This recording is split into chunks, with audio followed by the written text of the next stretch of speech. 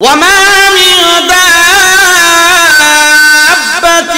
في الأرض إلا على الله رزقها ويعلم مستقرها ومستودعها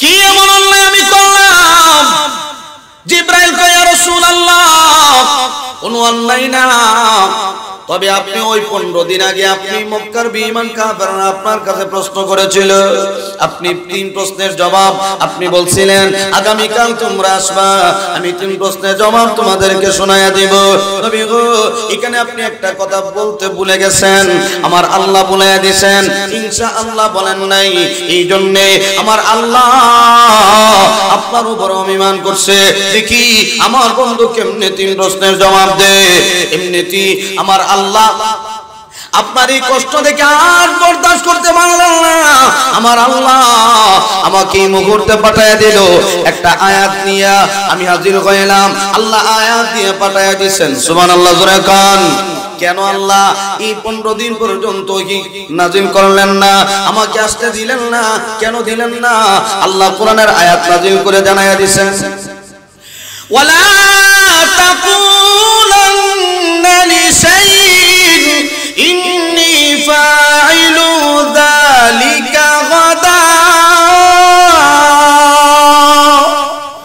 ইল্লা আইয়াশা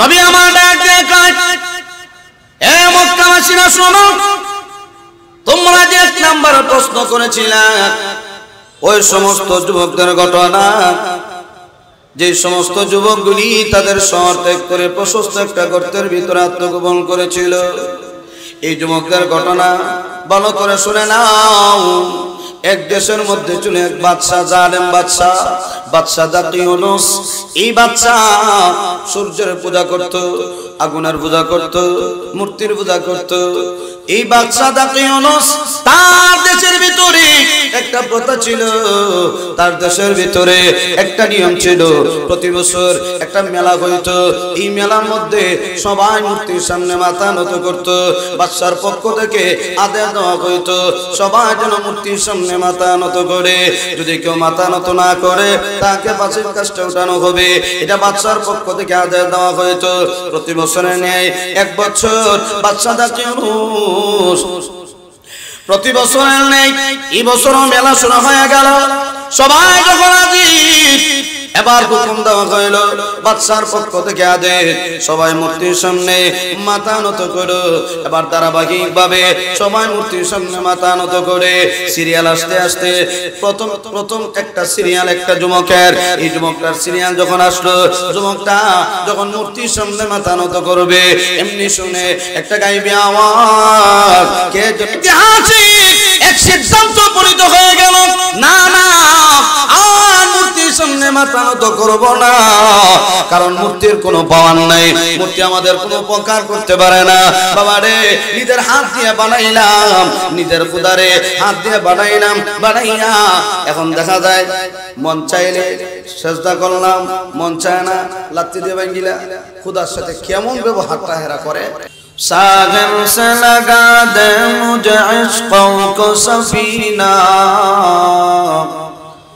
सागर से लगा दे मुझे इश्क़ों को सफीना आक़ों से लगा दे लगी मक्का मदीना आक़ों से लगा दे लगी मक्का मदीना ऐ ख़त्म रसूल फ़ख्र उमम शाह मदीना ऐ ख़त्म रसूल फ़ख्र उमम शाह मदीना दिखला दे मुझे मंज़र गुलज़ार मदीना दिखला दे मुझे मंज़र गुलज़ार मदीना अल्लाह ने तुम इतना ही महबूब बनाया अल्लाह ने तुम इतना ही महबूब बनाया मेराज की सब सार खुदा तुमको दिखाया मेराज की सब सार खुदा तुमको दिखाया। अल्हम्दुलिल्लाह कुमारगांव ओपी परिषद श्रमिक বৃন্দের উদ্যোগে আয়োজিত সপ্তম বার্ষিক তাফসীরুল কোরআন মাহফিলের চলমান অধিবেশনের সম্মানিত সভাপতি মুআজ্জাজ মুকাররম উলামায়ে কেরাম মুরব্বিয়ান আযম আমার সমবয়স্ক প্রাণপ্রিয় যুবক ভাইরা পর্দার অন্তরালের অবস্থানরত পর্দানিশীন আমার মা ও বোনেরা দয়াময় আল্লাহ রাব্বুল আলামিনের দরবারে লাখ কোটি শুকর আদায় করছি যিনি অত্যন্ত মায়া করে দয়া করে রহমতি বরকতি জান্নাতি টুকরা মজলিসে আসার বসার তৌফিক দান করেছেন। এইজন্য রব্বে কারীমের দরবারে কালিমাতুশ শুকর আদায় করছি আলহামদুলিল্লাহ। আজকের এই মাহফিলের আয়োজন হওয়াতে আমরা সকলে খুশি না বেজার? তো মাশাআল্লাহ যারা আমরা খুশি, রাস্তাঘাটে অযথা সময় নষ্ট করছি, মেহেরবানি করে আমরা সকলেই সামিয়ানার ভিতরে ঢুকে যাই। যেই জায়গার মধ্যে বসলে জীবনের গুনাহ মাফ হয়ে যায়। আজকে আপনাদের সামনে এই মাহফিলটা উপস্থিত, যারা আমরা গুনাহ মাফ করানোর ইচ্ছা আছে মেহেরবানি করে আমরা সকলে ভিতরে ঢুকে যাই। আমি আপনাদের সামনে পবিত্র কুরআনুল কারীমের সূরা কাহফের 2 খানা আয়াতে কারিমা তেলাওয়াত করছি। আল্লাহ বলেন নাহনু নাকুসু আলাইকা নাবাহুম বিল হক। নবী আমি আল্লাহ আপনাকে সত্য একটা ঘটনা বর্ণনা করে শোনাইতে চাই, স্পষ্ট ঘটনা। ইন্নাহুম ফিতিয়া, তারা ছিল কয়েকজন যুবক, আমানু বিরাব্বিহিম, ঈমান এনেছিল আল্লাহর উপরে, ওয়াজিদনাহুম হুদা, আমি আল্লাহ তাদের ঈমানি চেতনা বাড়িয়ে দিয়েছিলাম, আমি আল্লাহ তাদের ঈমানি পাওয়ার বাড়িয়ে দিলাম। শুধু তা না, যে সূরা থেকে আমি তেলাওয়াত করেছি সূরার নাম সূরা কাহফ। কাহফ শব্দের অর্থ প্রশস্ত এক গর্ত, গভীর এক গর্তের নাম কাহফ। যেই গর্তের ভিতরে ঐতিহাসিক 7 জন যুবক তাদের ঈমান বাঁচানোর জন্য ঐক্যবদ্ধ হয়ে প্রশস্ত শহর ত্যাগ করে গভীর এক গর্তের মধ্যে আত্মগোপন করেছিল, ওই সমস্ত যুবকদের ঘটনা আল্লাহ সূরার ভিতরে আলোচনা করছেন। এই জন্য সূরার নাম সূরা কাহফ, কারণ ওই 7 জন যুবকের ঘটনা এই সূরার ভিতরে আলোচনা করা আছে। কেন বা নাজিল হইল? প্রিয় নবী সাল্লাল্লাহু আলাইহি ওয়াসাল্লাম যখন 40 বছর একদিন হয়ে গেল, আমার আল্লাহ নবীকে নবুয়তির দায়িত্ব দিবেন। নবুয়তির দায়িত্ব পাওয়ার আগেও তো নবী ছিলেন। যেই নবী 40 বছর মক্কার জীবনে কাটায় দিল, আমার নবীর কোনো দুশমন ছিল না, কোনো বিরোধিতা ছিল না। যখনই আল্লাহ নবুয়তির দায়িত্ব দিলেন, হাবিব এখন শুধুমাত্র আপনি মানুষকে ঈমানের দাওয়াত দিবেন, নবুয়তির দায়িত্ব আল্লাহ দিলেন। নবীজি দায়িত্ব পাওয়ার পরে গোপনে গোপনে ঈমানের দাওয়াত দেন। বাদাল ইসলামে গরিবা, কয়েকজন সাহাবী মাত্র মুসলমান হইল নবী গোপনে দাওয়াত দেওয়ার কারণে।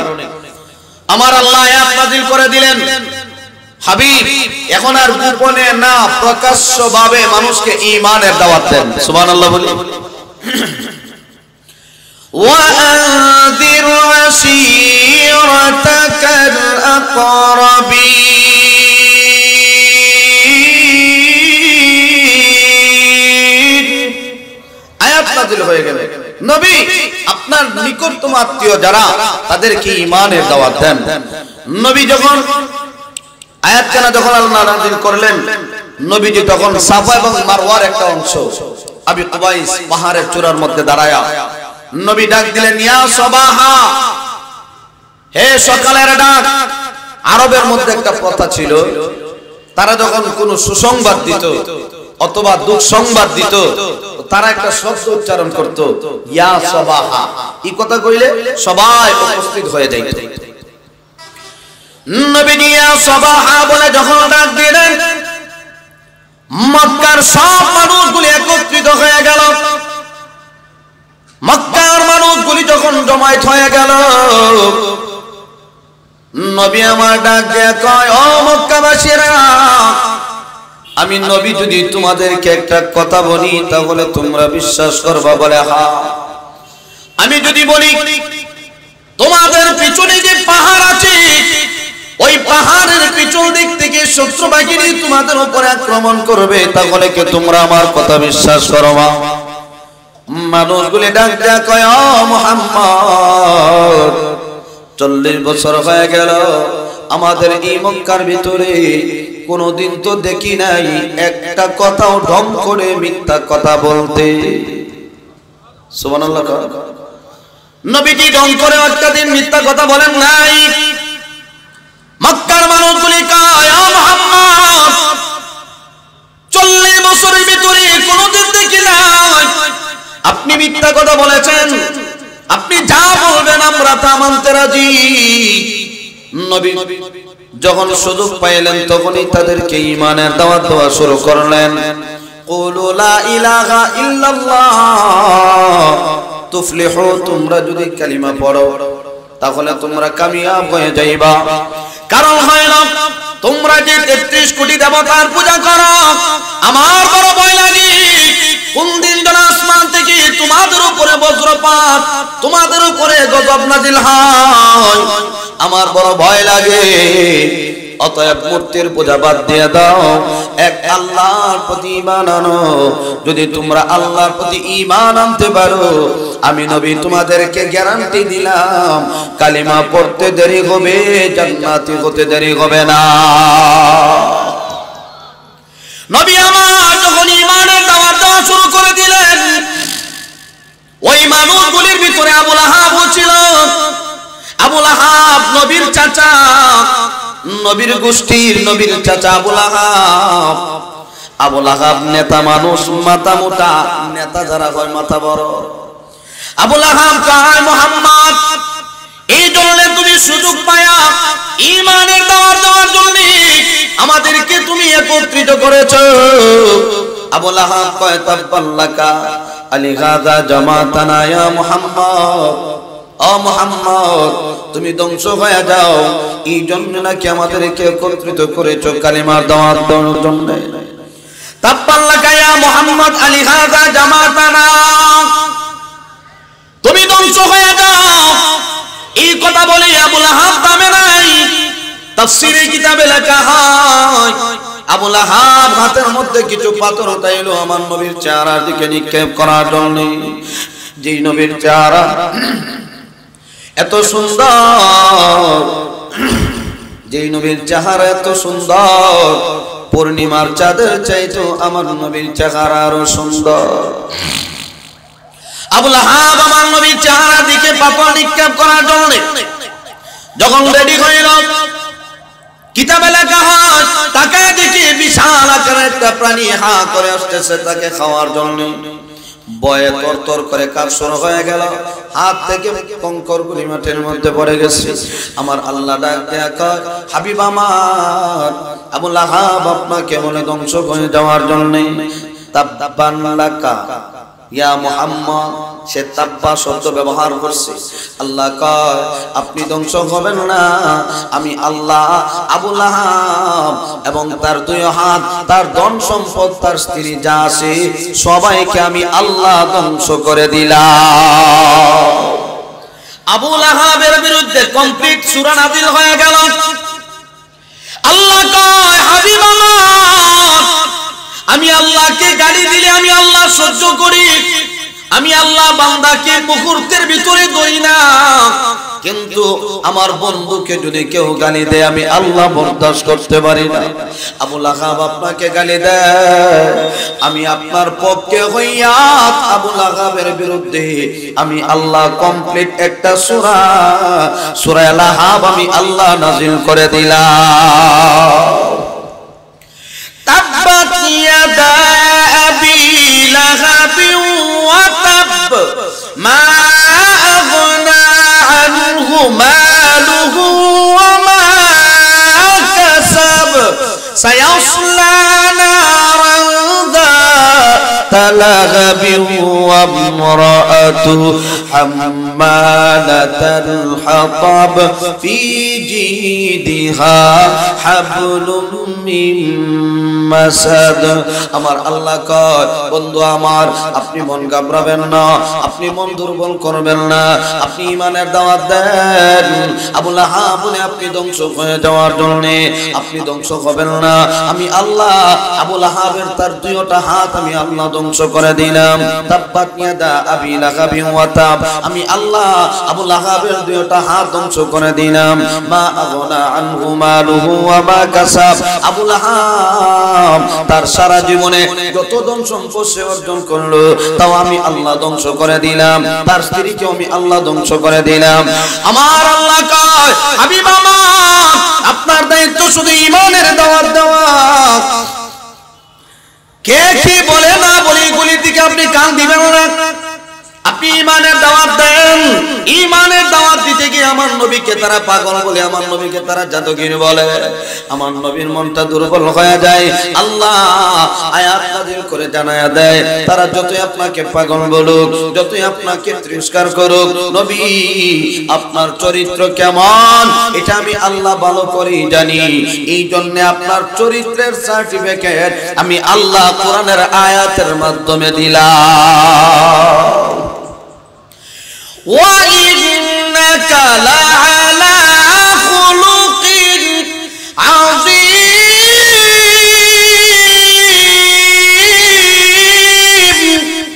আল্লাহ কয়, হাবিব আমার, আপনার চরিত্র মহান চরিত্র। আপনার চরিত্রের উপরে কারো চরিত্র হতে পারে না। তারা আপনাকে পাগল বলে, আপনাকে জাদুগির বলে, নবী আপনার বিরুদ্ধে কটাক্ষ করে মন দুর্বল করবেন না। তারা আপনাকে যতই পাগল বলুক না কেন, আমি আল্লাহর কাছে আপনার অনেক দাম। আমি আল্লাহ আপনার চরিত্রের সার্টিফিকেট কোরআনের মাধ্যমে স্বর্ণ করে লিখে দিলাম। কিয়ামত পর্যন্ত মানুষগুলি আপনার চরিত্রের বর্ণনা দিবে। এই জন্য ভাই নবী দাওয়াত দেয়, ওরা মানে না। 40 বছর আমাদের এলাকায় ঘুমাইছো আর খাইছো ঘুরছো, এখন বুঝি নবী হঠাৎ করে নবী দাবি করো, এটা মানা যাবে না। নবী কয়, আল্লাহ আমাকে নবুয়তির দায়িত্ব দিয়েছে। ওরা কয় তুমি নবী হতে পারো না। আমরা মতো মানুষ, দেখতে মানুষ, বাজারেও যায়, রাস্তায় চলাফেরা করে, নবী হইলা কেন? এদের প্রশ্ন। নবী বলে, আল্লাহ আমারে নবী বানাইছে। নবুয়তি পাওয়ার আগেও তো নবী নবী ছিলেন, কিন্তু এরা কয় না আমরা মানি না। এখন তো তারা নবী মানে না, আর নবী ঈমানের দাওয়াত দেয়। দুশমন আরো বাড়ছে। আবু লাহাবের পক্ষেও একদল গেছে যে মুহাম্মদ কি কয়, এক আল্লাহর প্রতি দাওয়াত দেয়, এটা আমরা মানি না। 33 কোটি দেবতার পূজা করেও শেষ হয় না, এখন যদি এক খোদার ইবাদত করব, এটা আবার কেমন কথা?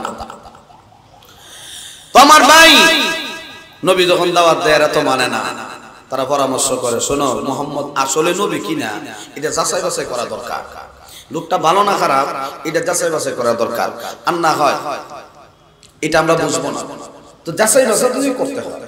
তাহলে আমাদের এই মক্কার মধ্যে তো তাওরাত কিতাবের কোনো আলেম নাই। তাওরাত কিতাবের আলেম যদি না থাকে, তাহলে তারাই বলতে পারবে যে মুহাম্মদ নবী কি নবী না, এটা তারা বলতে পারবে। কেননা তাওরাত কিতাবের ভিতরে আমার নবীর আলোচনা ছিল কি ছিল না? হুজুরে খান ছিল। জাবুর কিতাবে ছিল, ইনজিল কিতাবে আমার নবীর আলোচনা ছিল। তাওরাত কিতাবের আলেম যারা, তাদের কাছে যাও, ওরা তো আলেম, বড় নেতা, বড় মানুষ, ওদেরকে জিজ্ঞাসা করলে আমরা সঠিকটা পেয়ে যাব। তারা প্রতিনিধি 2 জনকে নির্বাচিত করছে। নজর ইবনে হারাস, উকবা ইবনে আবি মুঈত, 2 জনকে পাঠাইছে, যাও তোমরা মদিনায় যাও, গিয়ে জিজ্ঞাসা করবা নাম মুহাম্মদ, বাবা নাম আব্দুল্লাহ, দাদা নাম আব্দুল মুত্তালিব শাইবা। এই যুবক আমাদের মক্কার ভিতরে নবী দাবি করে, এক আল্লাহর প্রতি ঈমানের দাওয়াত দেয়, আমরা তাকে নবী মানি না। আমরা জানতে চাই উনি আসলেই নবী কি নবী না। মানা না মানা পরের ব্যাপার, তোমরা গিয়ে প্রশ্ন করো। নজর ইবনে হারাস, উকবা ইবনে আবি মুঈত মদিনায় চলে গেল। চলে যাওয়ার পরে তাওরাত কিতাবের আলেমদেরকে বলে, আমাদের মক্কার ভিতরে একটা যুবক নাম হলো মুহাম্মদ, বাবার নাম আব্দুল্লাহ, দাদার নাম আব্দুল মুত্তালিব শাইবা। আমরা জানতে চাই ওই মুহাম্মদ আসলে নবী কি নবী না, এটা আমাদেরকে আপনি জানায়া দেন। এমনিতে তাওরাত কিতাবের আলেমরা কয় নাম কি বলে মুহাম্মদ, বাবার নাম আব্দুল্লাহ, দাদার নাম আব্দুল মুত্তালিব শাইবা। তারা আমার নবীর কিছু প্রশংসা তুলে ধরলো।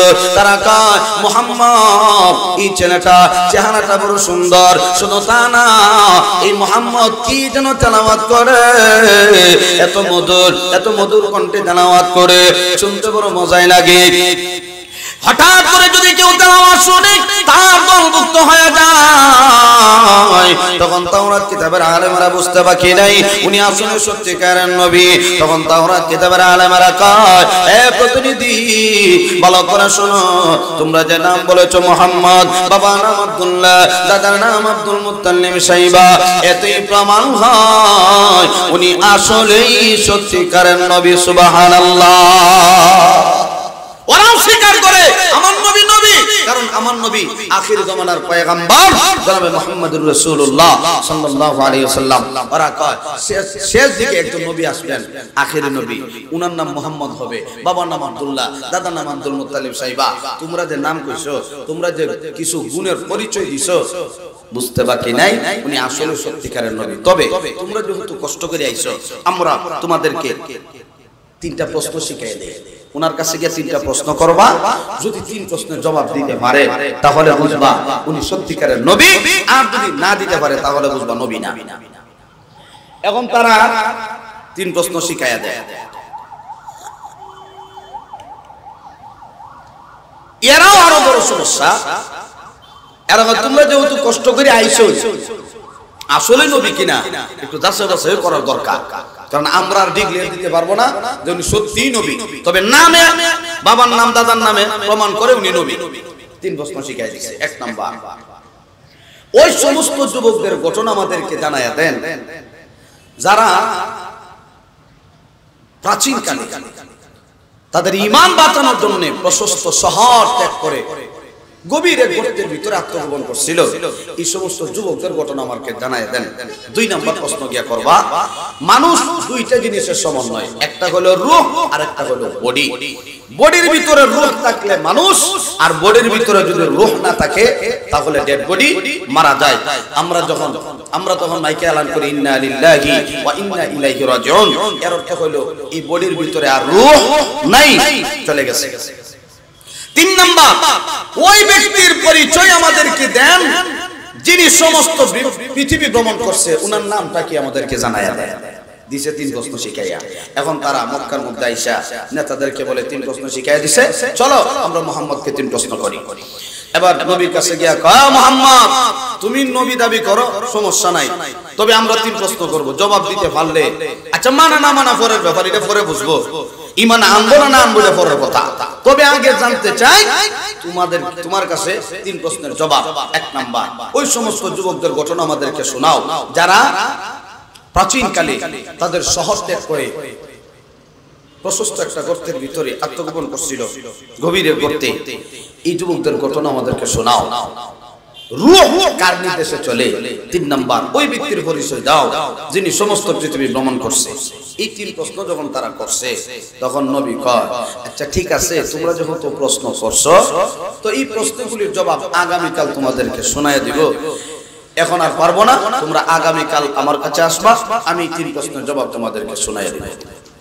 এখানে নবী একটা কথা বলতে ভুলে গেছেন, আল্লাহই বলে দিয়েছেন, উনি ইনশাআল্লাহ বলেন নাই। তো আল্লাহ নবীর উপরে অভিমান করছে। দেখি আমার বন্ধু যেহেতু কইছে আগামীকাল জব দিয়ে দিব, ওরা প্রশ্ন করছে, তো দেখি আমার বন্ধু জবটা কেমনে দেয়। দিছে জিবরাইলকে বন্ধ করে, আটক কইরা, ওই জিবরাইল তুমি আর আমার নবীর কাছে যাইতে পারবা না, কিছুদিন অপেক্ষা রাখো, যাইতে পারবা না। এখন পরের দিন মক্কার বেঈমান কাফেররা কয়, ও মুহাম্মদ কই তোমার তিন প্রশ্নের জবাব দাও। নবী তো আসমানের দিকে তাকায়, জিবরাইল তো আয় না, ওরসে বেকাই যায়।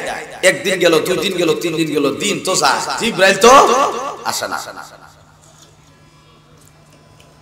ওই দিকে নবী আসমানের দিকে তাকায়, জিবরাইল তো আসে না। আর এরা শুধু পায় নবীর বুঝছি মন ঘরে মানুষের দাওয়াত দাও, এক কুদার দাওয়াত দাও, 33 কোটি দেবতার পূজা করে কুলাই পারি না, আর এক কুদার দাওয়াত দাও তুমি, তোমার মনে আল্লাহ তোমার ভুলে গেছে গা, কুসা দে, বুঝেন না, কুসা দে। তো নবীর যখন কুসা দে, আল্লাহর বিরুদ্ধে কথা কয়, নবীর মনে আঘাত, কষ্ট, নবী কষ্ট পায়, নবীর মনটা বড় দুর্বল, কারণ জিবরাইল তো আসে না। কি হইল রে, জিবরাইল কেন আসে না? তো নবী বুঝতে পারলেন না যে আল্লাহ নবীর উপর অভিমান করছে, ঠিক না? অনেক সময় স্বামী স্ত্রী মারা কথা কাটাকাটি হইলে 10,000 না দিলে বউ রাগ ভাঙে না, ঠিক না? 10,000 না দিলে বউ রাগ ভাঙে না, অভিমান করে, এর অর্থ হইলো টাকা দিলে শেষ, রাগ নাই। তো আল্লাহ যখন অভিমান করছে, দেখি আল্লাহ আমার নবী কেমনে জবাব দেয়, যাইতে 15 দিন গেছে, হঠাৎ করে দেখা যায় জিবরাইল আসার একটা ঘন্টা বাজছে, সুবহানাল্লাহ জোরে কর। নবী আকাশের দিকে তাকায়, চোখের পানি ছেড়ে দিয়ে কাঁদে, জিবরাইলের আগমন, আল্লাহ পাঠিয়ে দিয়েছেন, ও জিবরাইল যাও, আমার নবীর কাছে যাও, আর কষ্ট দিতে পারবো না, আমার নবীর মনে অনেক ব্যথা, অনেক আঘাত, আর হবে না, তাড়াতাড়ি যাও, আমার পক্ষ থেকে আমার বন্ধুকে সালাম জানাইয়া দিবা। জিবরাইলের আগমন, জিবরাইল নবীর সামনে এসে এবার নবীরে সালাম দে, হুজুর আল্লাহর পক্ষ থেকে আপনি সালাম গ্রহণ করেন। নবী সালামের জবাব দেওয়ার পরে জিবরাইলের দিকে তাকায়, নবীর মনটা বড় দুর্বল। নবী কয়, জিবরাইল আমি এমন কি অন্যায় করলাম তুমি আমারে ভুলে গেলা? আজকে অনেক দিন হয়ে গেল তুমি আমার কাছে আসো না, কি এমন অন্যায় আমি করলাম? জিবরাইল কয়, ইয়া রাসূলুল্লাহ কোন অন্যায় না, তবে আপনি ওই 15 দিন আগে আপনি মক্কার বেঈমান কাফেররা আপনার কাছে প্রশ্ন করেছিল, আপনি 3 প্রশ্নের জবাব আপনি বলছিলেন আগামী কাল তোমরা আসবা, আমি 3 প্রশ্নের জবাব তোমাদেরকে শোনায়া দেব। নবী গো, এখানে আপনি একটা কথা বলতে ভুলে গেছেন, আমার আল্লাহ বলায়া দিবেন ইনশাআল্লাহ বলেন নাই, এই জন্য আমার আল্লাহ আপনার উপর অভিমান করছে। দেখি আমার বন্ধু কেমনে 3 প্রশ্নের জবাব দেয়। এমনিতেই আমার আল্লাহ আপনার এই কষ্ট দেখে আর বরদাস্ত করতে পারলেন না, আমার আল্লাহ আমাকে এই মুহূর্তে পাঠায়া দিল, একটা আয়াত নিয়ে আমি হাজির হইলাম। আল্লাহ আয়াত দিয়ে পাঠায়া দিয়েছেন, সুবহানাল্লাহ জোরে কান। কেন আল্লাহ এই 15 দিন পর্যন্ত কি নাজিল করলেন না, আমাকে আসতে দিলেন না? কেন দিলেন না? আল্লাহ কোরআনের আয়াত নাজিল করে জানায়া দিয়েছেন, ওয়ালা তাকুলান্না লিশাইইন ইন্নী ফাইলু যালিকা গাদা ইল্লা আইয়াশা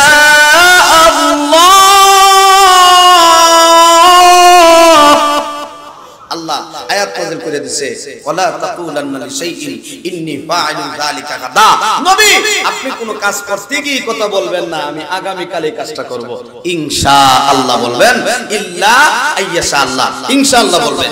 কারণ ইনশাআল্লাহ যদি সব কাজে হয়, সব কাজের মধ্যে বরকত হয়। সুবহানাল্লাহ বলে কেমনে চলে? ইনশাআল্লাহ আল্লাহ ভালোই চালায়, বাজারে যাবেন ইনশাআল্লাহ যাইবো, মানে সব কাজে ইনশাআল্লাহ, কাজ করতেছেন ইনশাআল্লাহ করতেছি। তো প্রত্যেক কাজে যখন আপনি ইনশাআল্লাহ বলবেন, তখন দেখবেন এই কাজের মধ্যে আল্লাহ বরকত দিবেন, অল্প সময়ে কাজটা হয়ে যাবে। কিন্তু আমরা তো এখন ইনশাআল্লাহ কই না। বিয়ে বিয়েরে জিগায়, ও বিয়ে চলেন কেমনে? বলে আমার ছেলে তো খাওয়ায়।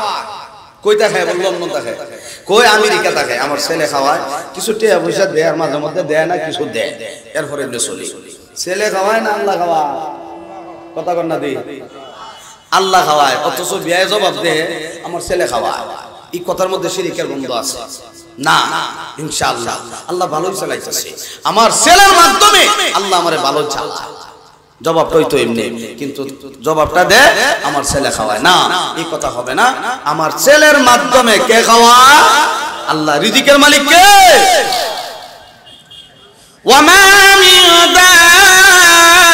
দাব্বাতিন ফিল আরদি ইল্লা আলাল্লাহি রিজকুহা ওয়া ইয়ালামু মুস্তাকাররাহা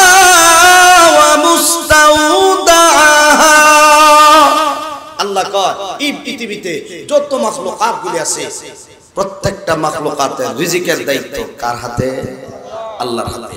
আল্লাহ রিজিক দেয়। তো সব কাজে আমরা ইনশাআল্লাহ বলবো, ইনশাআল্লাহর বড় দাম।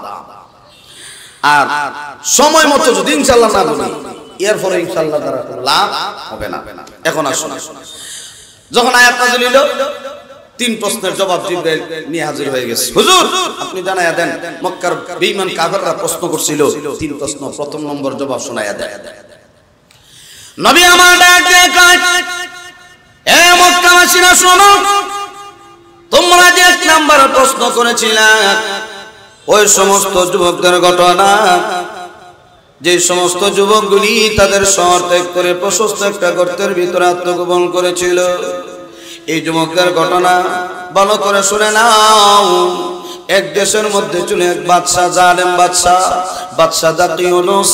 এই বাদশা সূর্যের পূজা করত, আগুনের পূজা করত, মূর্তির পূজা করত। এই বাদশা দাকিউনুস তার দেশের ভিতরে একটা প্রথা ছিল, তার দেশের ভিতরে একটা নিয়ম ছিল। প্রতি বছর একটা মেলা হইত, এই মেলার মধ্যে সবাই মূর্তির সামনে মাথা নত করত। বাদশার পক্ষ থেকে আদেশ দেওয়া হইত সবাই যেন মূর্তির সামনে মাথা নত করে, যদি কেউ মাথা নত না করে তাকে ফাঁসির কাস্টে উঠানো হবে। এটা বাদশার পক্ষ থেকে আদেশ দেওয়া হইত। প্রতি বছরের ন্যায় এক বছর বাদশা দাকিউনুস প্রতি বছরের নেই, এই বছরও মেলা শুরু হয়ে গেল। সবাই যখন হাজির, এবার হুকুম দেওয়া হইল বাদশার পক্ষ থেকে আদেশ, সবাই মূর্তির সামনে মাথা নত করো। এবার ধারাবাহিক ভাবে সবাই মূর্তির সামনে মাথা নত করে সিরিয়াল আসতে আসতে প্রথম একটা সিরিয়াল একটা যুবকের, এই যুবকটার সিরিয়াল যখন আসলো, যুবকটা যখন মূর্তির সামনে মাথা নত করবে, এমনি শুনে একটা গাইবে আওয়াজ, কে এক সিদ্ধান্ত উপনীত হয়ে গেল, না না আর মূর্তির সামনে মাথা নত করব না, কারণ মূর্তির কোনো পাওয়ার নাই, মূর্তি আমাদের কোনো উপকার করতে পারে না। বাবা রে, নিজের হাত দিয়ে বানাইলাম, নিজের খুদারে হাত দিয়ে বানাইয়া এখন দেখা যায় মন চাইলে সেজদা করলাম, মন চায় না লাত্তি দিয়ে ভাঙ্গিলা। খুদার সাথে কেমন ব্যবহারটা হেরা করে। একবার হের খুদার হলে বাজারের দিকে রওনা দিল, যাইতে যাইতে যাইতে রাস্তার মধ্যে ওখানে গেছে। মাঝে মধ্যে দেখবেন বাজারও গাঁও গ্রামের মুরব্বীরা টুকরি লইয়া মাথা যা কলা থাকে না বিভিন্ন ফল থাকে বাজারে না ব্যস্ত। তো যাওয়ার সময় যাইতে যাইতে 2 কিলো 1.5 কিলো আইটা যাওয়ার লাগে, মধ্যে ওখানে একটু রেস্ট লইছে, একটু প্রসাব করে লইল। তো এই বেচারা তার মূর্তিরে মাথা লইয়া খুদারে মাথা তুইছে, আর আমরা খুদারে দেখতে পারি, হ্যাঁ তার খুদার লইয়া মাথা তুলে যাইতেছে বাজারের দিকে। খুদা যা কইব তাই খাওয়াইব, কইতারে নি কিছু কথা কথা কইতারে না। তে হে বেটা কিছু দূর যাওয়ার পরে গিয়ে মূর্তিরে তার খুদারে মাটির মধ্যে বসাইছে, বয়া কইতাছে আপনি এখানে বসেন, আমি একটু জোর সারবো, এরপর আপনার বাজারে যাব। হে যা কথা কইতাছে জব দে, হ্যাঁ হে একলা একলা কথা কয়, মূর্তি তো কথা কয়, হে একলা একলা কইতাছে জবতাছে। আর যারা একলা একলা জবে এটা পাগল কই আমরা, ঠিক না? হে কোনো আউবা বুঝে না, হে একলা একলা কি জবতাছে হে জানে, এটা রকম পাগল। তে হে তার মূর্তির খুদারে বয়া একলা একলা কয়, তো তুমি নেবো আমি জব করে লইরো না, হে তুই লোক তারে না তে লোক তে। আচ্ছা যা, তো বেটা গিয়ে বুঝে পেশাব করতে, আর পেশাব করলে সামনে দিকে একটা আওয়াজ হয়, পেশাব করলে একটা আওয়াজ হইতেছে। আর এই রাস্তা দিয়ে ইল্লা মাশাআল্লাহ একটা কুকুর মশাই, কুকুর আইতেছে, কুত্তা আয়া যখন দেখছে মানুষের সুরত, কথাবার্তা নাই, বুঝিছে চেহারা তো মানুষের সুরত কিন্তু কথা তো কইতে না। কুত্তা সুযোগ পাইয়া কয় তাহলে তুই নে পেশাব করন যা, দিছে ডাইরেক্ট মুখের মধ্যে মুতিয়া, ডাইরেক্ট মুখ। বেটা কই আমি সামনে বসে, আমি সামনে আমার শব্দ হতো, পিছনে কি শব্দ রে, ছায়া দেওয়া তো অবস্থা খারাপ। খুদার মুখের মধ্যে দিছে মুতিয়া, আর তো মাথা গরম, পেশাব থেকে উঠে গিয়ে দৌড়ে গিয়া তোরে কইলাম ইনো বইতে, তোরে মুত্তে দিলা, তুইও কিছু কইতারস না, কুত্তা মুত্তে দিলা, লাঠি দিয়া খুদারা ভেঙে দিছে। এই যে খুদারা বাংলো নিজের হাতে বানায়, নিজের হাতে বাঁধে। আল্লাহ কয় তোর বিবেক নাই, তোর বুদ্ধি নাই, এটি তো মরা কথা কইতারে না, এটি তো এমনি এমনি। তো এইগুলি সুরতে মানুষ, কিন্তু ভিতরে কি নাই? রূহ নাই। রূহ না থাকলে তোর কোনো দামও আমওয়াতুল গায়রু আহইয়া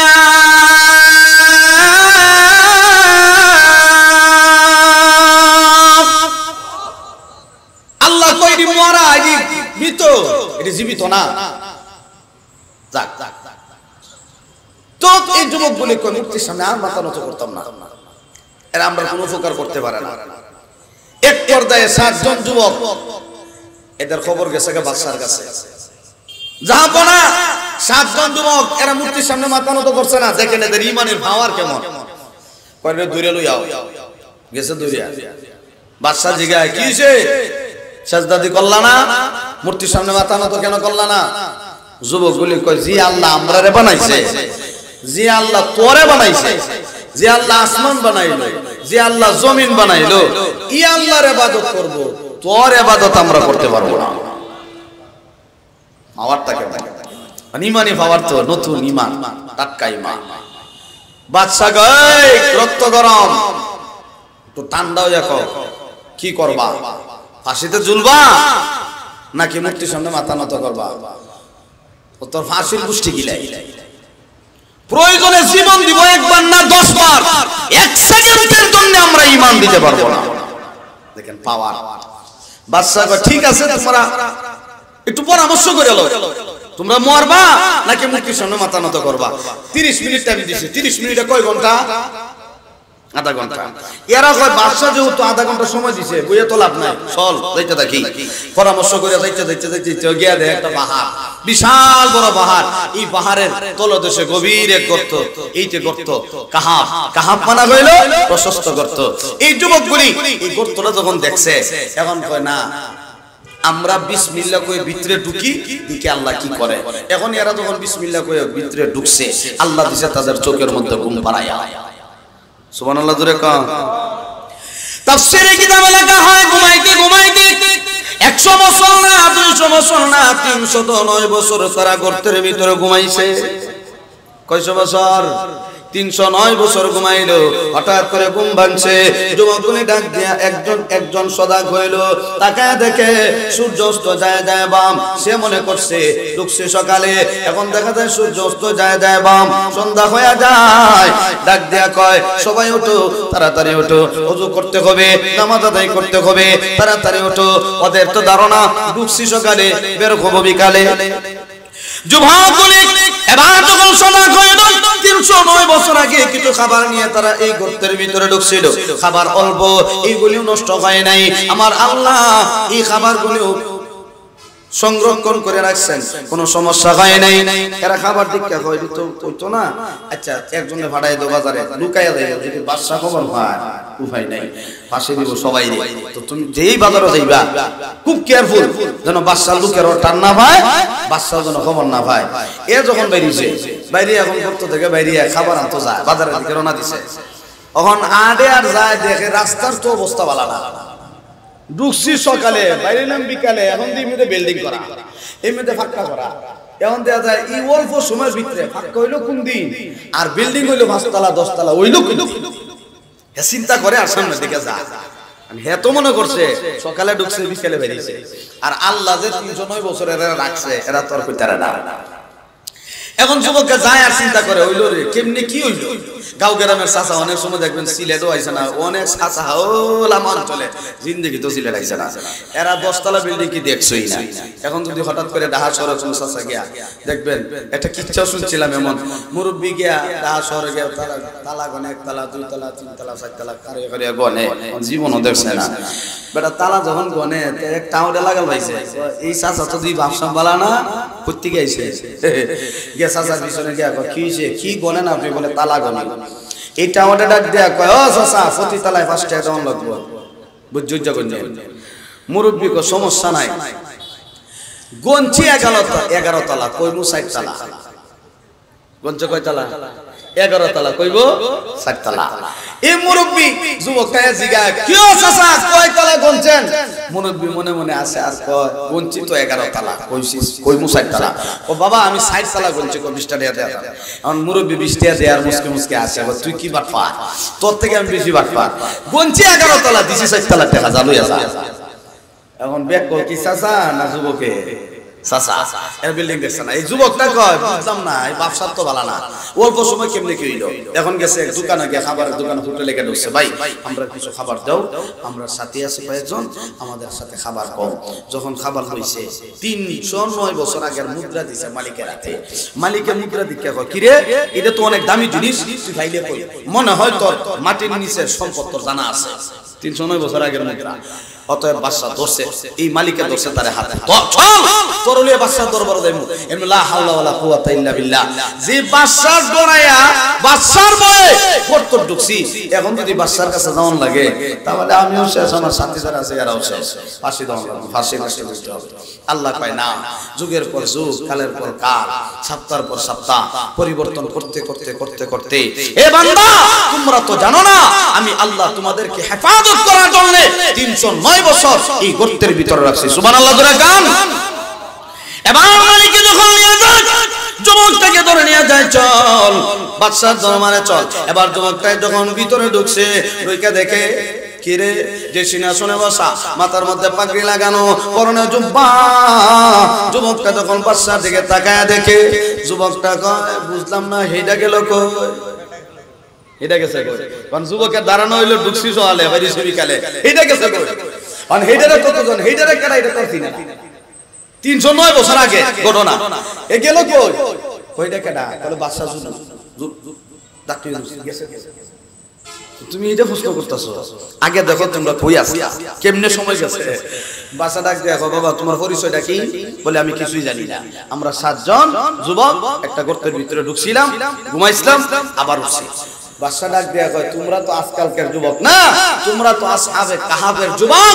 এ যুবক তুমি আল্লাহর ওলি, তোমার সাথে ভাই যারা আছে সবাই আল্লাহর ওলি, তোমরা ঈমান বাঁচানোর জন্য প্রশস্ত একটা গর্তের ভিতরে আত্মগোপন করেছিলে, আমার আল্লাহ তোমাদেরকে এই গর্তের ভিতরে 309 বছর ঘুম পাড়ায় রাখছেন। এবার কয় চলো তোমার সাথী ভাই যারা আছে এদেরকে আমরা উদ্ধার করব। সবাইরা যখন উদ্ধার করছে, গর্ত থেকে বের করছে, ও বাবা তোমরা 7 জনের 7টা মন্ত্রীর পদে আসীন করে দিব। যুবকগুলি কয় না আমরা মন্ত্রী চাই না, দেখি আমরা বিসমিল্লাহ বলে ভিতরে ঢুকছিলাম, এখন আবার বিসমিল্লাহ কয়ে ভিতরে ঢুকি, দেখি আল্লাহ কি করে। যখন এরা বিসমিল্লাহ বলে আবার গর্তের ভিতরে ঢুকছে, গর্তে ঢুকার পরে আল্লাহ তাদেরকে মৃত্যু দিয়ে দিছে। তখন নবী ডাক দিয়ে কয় এ মক্কার বেঈমান কাফেররা, ওই যুবকগুলি তাদের ঈমান বাঁচানোর জন্য প্রশস্ত গর্তের ভিতরে ঢুকছিল, আল্লাহ জীবিত করছে, আবার তাদেরকে মৃত্যু দিয়ে দিবেন, এই হলো তাদের ঘটনা। একটা জবাব। 2 নাম্বার হইল ও মক্কা বেঈমান কাফেররা শোনো, তোমরা প্রশ্ন করেছিলে রূহ কার নির্দেশে চলাফেরা করে। আল্লাহ রাব্বুল আলামিন বলেন ইয়াসআলুনাকা আনির রূহ কুলির রূহু মিন আমরি রাব্বি। নবী আমার আপনাকে রূহ সম্পর্কে প্রশ্ন করা হবে, আপনি জানায়া দেন কুলির রূহু মিন আমরি রাব্বি, রূহ আল্লাহর নির্দেশে চলাফেরা করে। সুবহানাল্লাহ জোরে কান। 3 নাম্বার জবাব, ও মক্কার বেঈমানরা শোনো, তোমরা প্রশ্ন করেছিলে ইয়াসআলুনাকা আন যিল কারনাইন, নবী আমার বাদশা যুলকারনাইন সম্পর্কে আপনাকে প্রশ্ন করবে, আপনি জানায়া দেন ওই বাদশা যুলকারনাইন তিনি সমস্ত পৃথিবী ভ্রমণ করছেন। সুবহানাল্লাহ জোরে কান। 3 প্রশ্নের জবাব দেওয়ার পরেও এরা কয় না, এতদিন জবাব দিতারছ না, এখন হঠাৎ করে কেমনে জবাব দিছো আমাদের বুঝে আইছে না, এখন না এটা মানা যাইতো না, তুমি যে নবী এটা আমরা বিশ্বাস করি না। তো নবী ইমানের দাওয়াত দেয় এরা মানে না। আল্লাহ কয় মানা না মানা হেরার ব্যাপার, আপনার দায়িত্ব শুধু ইমানের দাওয়াত দেওয়া। সুবহানাল্লাহ জোরে কান। আপনার দায়িত্ব ইমানের দাওয়াত দেন, কোরআনের প্রতি মানুষকে আসক্ত করেন, দেখবেন এই মানুষগুলি আপনার দায়িত্ব দাওয়াত দেওয়া। আর কার কপালে হেদায়েত আছে এটা আমি আল্লাহ ভালো করে জানি। সুবহানাল্লাহ জোরে কান। তো আমার নবীর দুশমনের অভাব ছিল না, এরপর নবী দাওয়াতের কাজ বাদ দেন নাই। এখন আমাদের দায়িত্ব হইল আমরা মানুষকে ঈমানের দাওয়াত দিব, একে অন্যকে দ্বীনের প্রতি আহ্বান করব। ইল্লাল্লাযীনা আমানু ওয়া আমিলুস সালিহাত, আল্লাহ কয় যারা ঈমানদার, যারা আমলওয়ালা, ওয়া তাওয়াসাউ বিল হাক্কি ওয়া তাওয়াসাউ বিস সাবর, যারা সত্য কথা বলে ধৈর্য ধরার জন্য মানুষকে নসিহত করে, এই মানুষগুলি আল্লাহর কাছে দামি। আল্লাহ আমাদের সবাইকে ঈমান আমল মজবুত করে কবর জগতে যাওয়ার তৌফিক দান করুক। সকলে বলে আমিন।